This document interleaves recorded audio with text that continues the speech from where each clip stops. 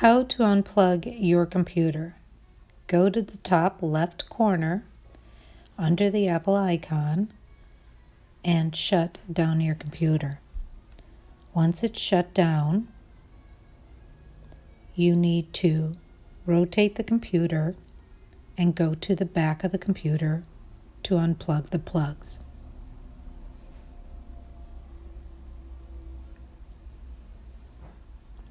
If you have USB devices, you need to unplug them, and then you need to unplug the power cord.